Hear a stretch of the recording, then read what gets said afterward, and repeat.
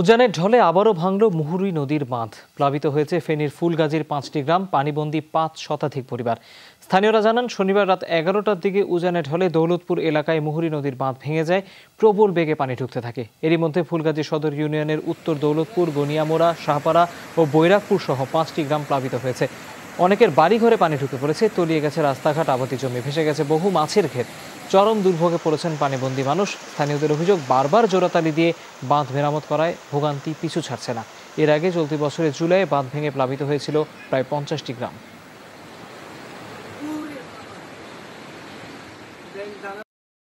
গত ৫-৭ বছর ভিতরে ২-৩ বার হয়েছে, ২-৩ বার বাগনাটা হচ্ছে। তাহলে বাগনাটা যদি এইভাবে যদি বাঁধলে বাংলা বাদ বাড়ি গেল, আবার ১ বছর হলে আবার হইলো। ছেলে মেয়েলে বসে রয়েছি স্যার, আমার ঘরটা একেবারে ঝুঁকি কষ্ট করি। একেবারে ২-৩ বার মনে করেন বাগনাতে হাজার হাজার লোকের জমি ফসল নষ্ট হয়ে গেছে। দর্শক, এই মুহূর্তে ফুলগাজীতে আছেন আমাদের সহকর্মী আরিফুর রহমান। আমরা সরাসরি যাচ্ছি তার কাছে। আরিফ, জানতে চাই, আপনি সকালে বলছিলেন যে পানি উন্নয়ন বোর্ড বলছে যে এই মুহূর্তে বাঁধের যা অবস্থা সেটি এই মুহূর্তে সংস্কার করা সম্ভব না। এর আগে জুলাইতে বাঁধ ভেঙে ৫০টি গ্রাম প্লাবিত হয়েছিল। স্থায়ী কোনো পদক্ষেপ কেন নিচ্ছে না তারা? এই মুহূর্তে রয়েছি ফুলগাজীর উত্তর দৌলতপুর গ্রামে।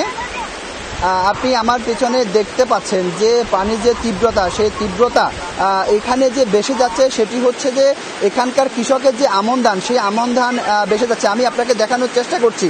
এই যে এখানকার ফুলগাজী উপজেলার উত্তর দৌলতপুর গ্রামের ২টি নদীতে ভাঙন দেখা দিয়েছে। একটি হচ্ছে মুহুরী নদী এবং হচ্ছে কহুয়া নদী। মুহুরী এবং কহুয়া নদীর 2টি স্থানে বাঁধ ভেঙে এখানে প্রায় 5টি গ্রাম প্লাবিত হয়েছে। এই যে আমি আপনাকে দেখানোর চেষ্টা করছি, একদিকে যে পানিগুলো নামছে, এখানকার যেসব কৃষকের আমন ধান, পাকা আমন ধান যেগুলো ঘরে তোলার মুহূর্ত, সেই ঘরে তোলার মুহূর্তে এভাবে পানিতে তলিয়ে যাচ্ছে আমন ধান। তবে এখানকার যে সকল বাসিন্দারা রয়েছে তারা যে অভিযোগটি করছে যে পানি উন্নয়ন বোর্ডের উদাসীনতা এবং হচ্ছে যে ঠিকাদাররা যে কাজ করে সে কাজের উদাসীনতার কারণে মূলত তারা বারবার এরকম এই দুর্ভোগের মধ্যে পড়ে। তাদের ফসলি জমি, মাছের ঘের এভাবে পানিতে তলিয়ে যায়। তবে তারা যে দাবিটি করছে, তারা আসলে এটির জন্য স্থায়ী একটি সমাধান চান। তারা কোনো ধরনের সহযোগিতা চান না। কারণ হচ্ছে যে এভাবে তাদের প্রতি বছরে এভাবে ভাঙে। কারণ এর আগে জুলাই মাসে যে ভারতের উজান থেকে পানি এসেছিল, সে সময়ও কহুয়া নদীতে এবং মুহুরী নদীতে 15টি স্থানে বাঁধ ভেঙেছে। আজ মাত্র শুরু হওয়ার সাথে সাথে আজও 2টি স্থানে ভাঙন দেখা দিয়েছে। এখনকার দাবি হচ্ছে যে এখানকার মানুষের দাবি এটি যেন স্থায়ী সমাধান করা হয়। তৌহিদ, নিঃসন্দেহে সেটি দরকার। ধন্যবাদ আরিফ আপনাকে।